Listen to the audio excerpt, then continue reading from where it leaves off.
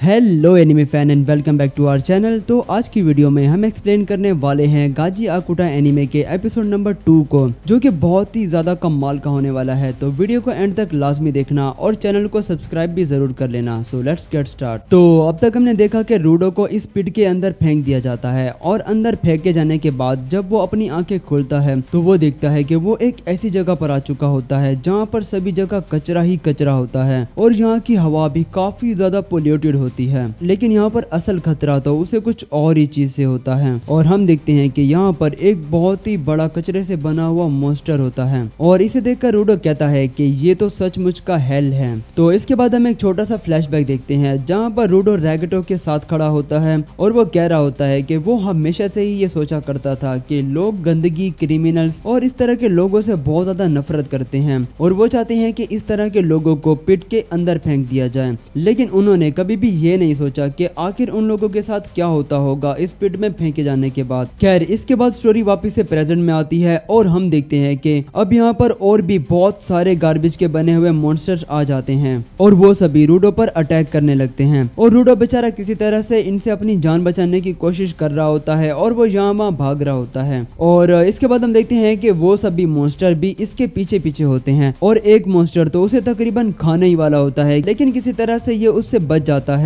लेकिन वो देखता है कि यहाँ पर कुछ इंसानों के कंकाल पड़े थे और ये देखकर उसकी हालत बहुत ही ज्यादा खराब हो जाती है और वो कह रहा होता है कि मैं तुम लोगों को बिल्कुल भी नहीं छोड़ूंगा मुझे यहाँ पर फेंकने के लिए। और अब रूडो की हालत बहुत ही ज्यादा खराब हो चुकी होती है और वो खून की उल्टियां करने लगता है क्योंकि यहाँ की हवा काफी ज्यादा पोल्यूटेड होती है और यहाँ पर सांस लेना भी बहुत ही ज्यादा मुश्किल होता है। और दूसरी तरफ इन सब मॉन्स्टर से बचना भी बेचारा रूडो के लिए बहुत ही ज्यादा टफ होता है और ऐसा लग रहा था कि जैसे इसका खेल यहीं पर ही खत्म हो जाएगा और ये नहीं बचेगा। लेकिन ऐसा कैसे हो सकता है भाई, क्योंकि ये हमारी सीरीज का मेन कैरेक्टर जो है तो ये ऐसे ही थोड़ी ना हार मान लेगा। रूडो कहता है कि वो बिल्कुल भी मर नहीं सकता क्योंकि उसे अभी भी रैगेटो की मौत का बदला लेना है और साथ ही उसे उन सभी लोगों को सबक भी सिखाना है। तो इसके बाद वो अपने आसपास देखता है और उसे कुछ चमकती हुई चीजें दिखाई देती हैं। तो वो उनमें से एक पाइप को उठा लेता है और जैसे ही एक मॉन्स्टर उसके पास आकर उस पर हमला करने ही वाला होता है तो वो बस खड़े खड़े ही उस पाइप को एक वेपन की तरह यूज करते हुए उस मॉन्स्टर के फेस पर एक जोरदार अटैक कर देता है और इसके बाद वो दूसरे सभी मॉन्स्टर्स पर भी अटैक करना शुरू कर देता है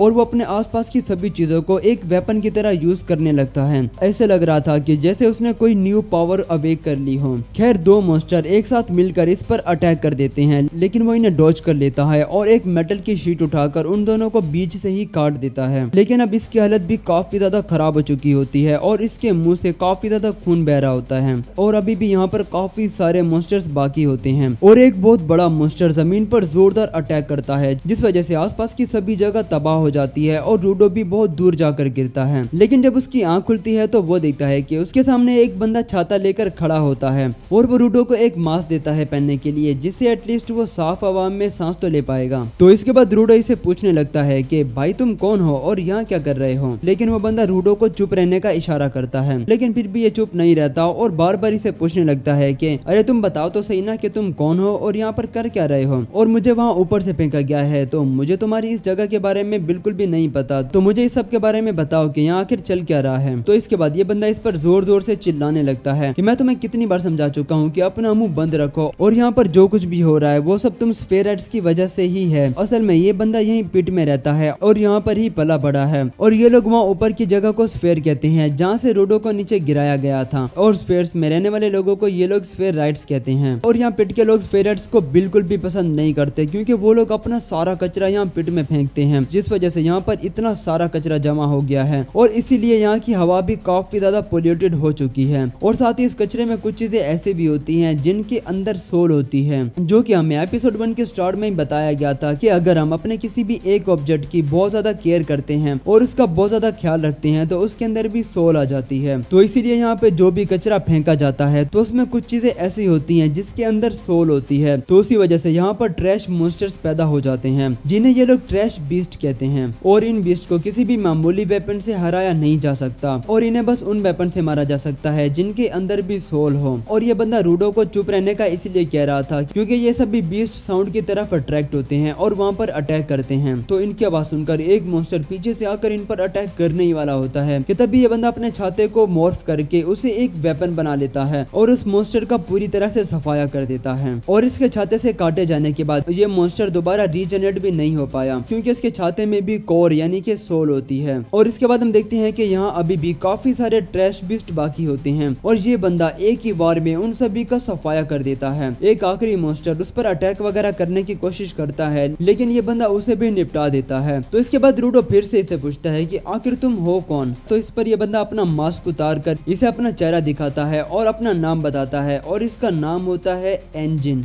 तो इसके बाद हमारा लोंडा रूडो बेहोश हो जाता है और फिर से हमें एक बैक स्टोरी दिखाई जाती है जहाँ रूडो छोटा होता है और रैगडो उसे समझा रहा होता है कि कैसे अगर वो अपने किसी भी एक चीज का बहुत ज्यादा ख्याल रखेगा और उसकी बहुत ज्यादा केयर करेगा तो उसके अंदर भी सोल आ जाएगी। तो इसके बाद स्टोरी फिर से प्रेजेंट में आ जाती है और रूडो फिर से अपनी आंखें खोलता है तो वो देखता है कि वो जंजीरों से बंधा हुआ होता है और एंजिन उसे कहीं घसीट कर ले जा रहा था। वो उसे कहता है कि मुझे खोल दो क्योंकि मुझे अभी के अभी वहाँ ऊपर जाना है। तो इस पर एंजिन इसे कहता है कि अरे बच्चे अपना मुंह बंद रख क्योंकि तुम कभी भी ऊपर नहीं जा पाओगे और वहाँ ऊपर जाना इम्पॉसिबल है क्योंकि हम आसमान से ऊपर कभी भी नहीं जा सकते। जिस पर रूडो कहता है कि चाहे जो भी हो जाए उसे वहाँ ऊपर जाना ही होगा क्योंकि उसे वहाँ बहुत सारे काम करने हैं। और वो एंजिन से कहता है कि मुझे तुम यहाँ के बारे में सब कुछ बताओ, इन मॉन्स्टर्स के बारे में और अपनी पावर्स के बारे में भी कि तुम ये पावर्स को किस तरह से यूज करते हो। तो मैं भी अपनी पावर्स को यूज करूंगा दोबारा से स्फीयर में जाने के लिए। एंजिन इससे कहता है कि तुम अपना मुंह बंद नहीं रख सकते हो क्या। तो इसके बाद वो इसे घसीट कर एक जगह ले आता है जहाँ पर कुछ लोग मौजूद होते हैं और वो सब इसे देखकर कहने लगते हैं कि क्या तुम कोई स्फेराइट्स हो। जिस पर रूडो कहता है कि हाँ, क्योंकि मुझे वहाँ ऊपर से गिराया गया है। तो ये सुनकर वो सभी लोग काफी ज्यादा शॉक्ड हो जाते हैं क्योंकि आज से पहले कोई भी स्फेराइट ऊपर से गिरने के बाद जिंदा नहीं बच पाया है। खैर इसके बाद वो लोग इसे पकड़कर बांध देते हैं क्योंकि जो भी स्फेराइट ऊपर से गिरता है तो ये लोग उसकी डेड बॉडीज को बेचते हैं जिससे इन्हें अच्छे खासे पैसे मिलते हैं। और क्योंकि रूडो तो जिंदा है तो इसके उन्हें और भी ज्यादा पैसे मिलेंगे और जिन लोगों को भी ये लोग रूडो को बेचेंगे वो लोग इसे काफी ज्यादा टॉर्चर करेंगे क्योंकि ऊपर से कचरा फेंकने की वजह से। और ये बंदा भी रूडो को काफी ज्यादा परेशान करने लगता है और उसके मुंह में कचरा वगैरह ठूसने की कोशिश करता है, जिस पर रूडो इसकी दोनों उंगलियां ही चबा डालता है और वो काफी ज्यादा गुस्से में आ जाता है और वो अपनी पावर का यूज करके इन जंजीरों को ही मॉर्फ कर लेता है और इन्हें अपना वेपन बना लेता है। क्योंकि जैसा कि हम लोग ये जानते हैं कि अगर कोई भी इंसान अपनी किसी चीज का बहुत ज्यादा ख्याल रखता है तो उसके अंदर भी सोल आ जाती है, बिल्कुल ऐसे ही जैसे कि इंजन अपने छाते के साथ कर रहा था। तो इसीलिए रूडो की सबसे ज्यादा खास चीज होती है उसके ग्लव्स, लेकिन उसकी पावर बाकी सभी लोगों से काफी ज्यादा अलग होती है क्योंकि वो अपने ग्लव्स का यूज करके किसी भी चीज को अपना वेपन बना लेता है,